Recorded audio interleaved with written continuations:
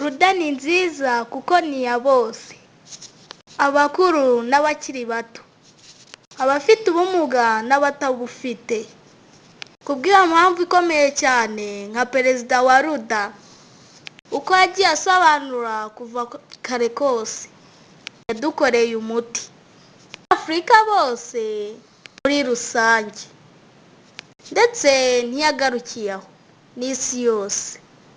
Impamvu ingana ururo, naho we ku mpamvu 200 ni ku Rwanda, ku mpamvu 2,000 ni kuri Afurika, ku mpamvu 20,000 ni ku rwego rw'isi.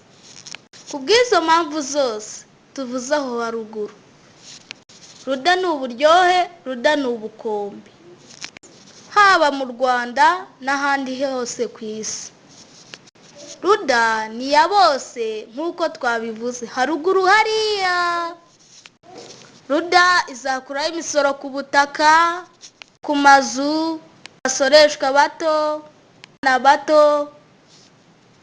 ndetse no ku bakene bose badafite igishoro cya miliyoni 6 mafaranga y'u Rwanda. Kambisubiremo, abo bose badafite igishoro cya miliyoni 6 ku mafaranga y'u Rwanda cyangwa z'amafaranga y'u Rwanda, kuko ntaho bayabona, kuko ntibabona amafaranga y'iyo misoro, kuko benshi ni abashomeri b'igihe kirekire bikabije, kandi ubukungu ntibwemera ibyo. Hazubakwa amashuri abanza n'ayisumbuye kuri bose kandi ku buntu, naho ku makuru bose na kaminuza bose bagabanirizwe bose bige. Murakoze kubw'iyo ngingo kandi murakoze kubyakira neza.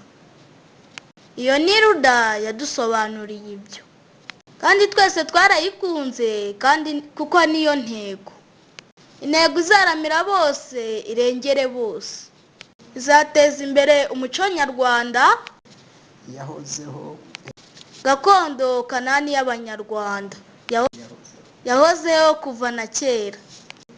Abana bato bajye bazigamirwa amafaranga kuri konti bakivuka, bityo rero bizafasha leta ya ruda gushyiraho minisitiri ushinzwe amakonti y'abana bose mu Rwanda.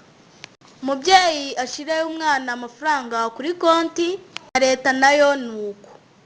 Umuterankunga w'imbere mu gihugu nawe abigenze atyo.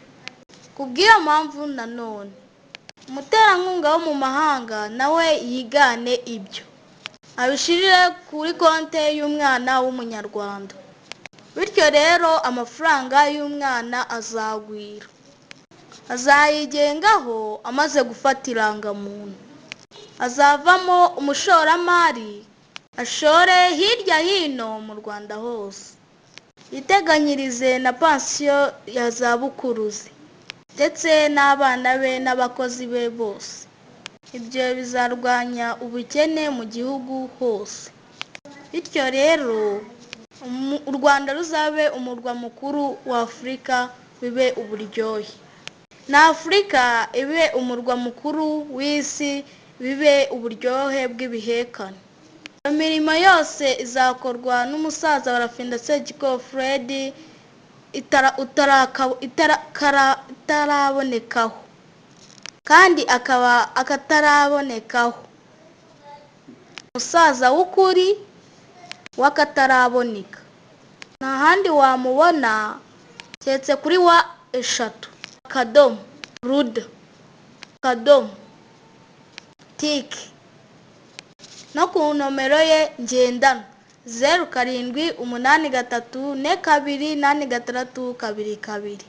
Ushonje muhishiwe, twese twaramukunze, n'abandi hirya hino baramukunze, maze isi yose araganje. Azahindura ibigori abihinduremo ibigori. Kambisubiremo, azahindura ibigoye abihinduremo ibigori. Agaburira abashonje bose, kuko abahaze ntago bazi ko hari abashonje.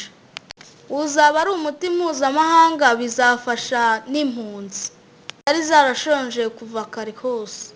Hirya hino ku isi yose, hirya hino amahoro azahaba, abantu bazishima, kandi Imana izabibafashamo, twese ibidufashemo, kubera uwo musaza twumva hirya no hino ukora umuti, twese twemera hamwe. Uru